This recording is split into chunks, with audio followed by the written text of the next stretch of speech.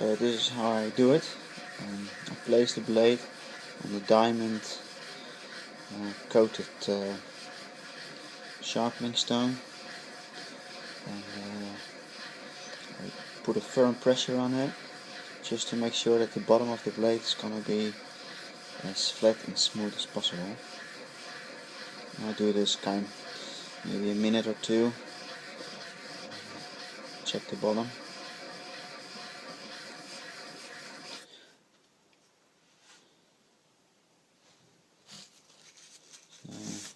Clean it up a little bit and slide off with your fingers so feel any brames on it. Just a little bit here in the corner, so I put a little bit more pressure there. So sometimes when I press down the blade and I use WD-40 and I press this down, I press it out. So now it's a little bit too much, but if there's less fat there, less WD-40 on it, less liquid, you can see when I press down it still comes out, so I know it's kind of flat. If you don't see it, you're just rubbing another edge of the bottom of the blade.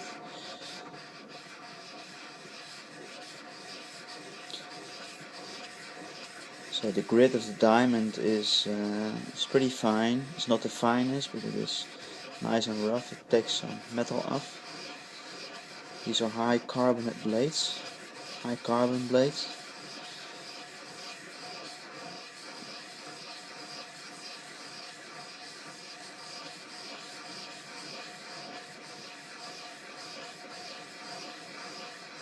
Keep your blade flat on the stone.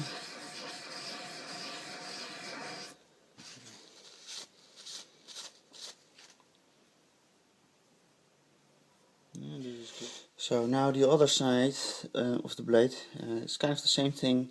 You have to keep the angle exactly on the stone. You have to find it a little bit, you have to get used to it, you have to be familiar with it. So you start slowly shaving down. I'm using kind of this direction. I push down when I'm going that direction. When I go back I release a little bit. I don't put much pressure, but I hold it kind of, trying in the same direction. Also the blade's a little bit curved, so you have to kind of doing like this.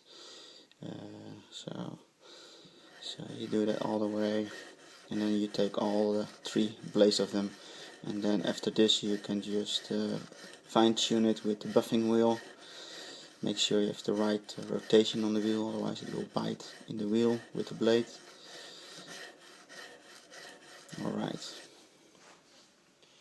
So after a little while, when you sharpen the bottom side, it might be possible, it likely is possible, that the blade starts bending around this way, the metal. So then you have to turn it around, and then you did this side again.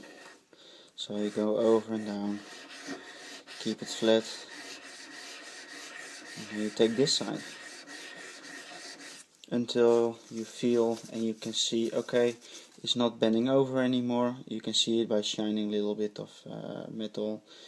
You can feel it also gently that some junks are still not really in one direction, so you have to do it again.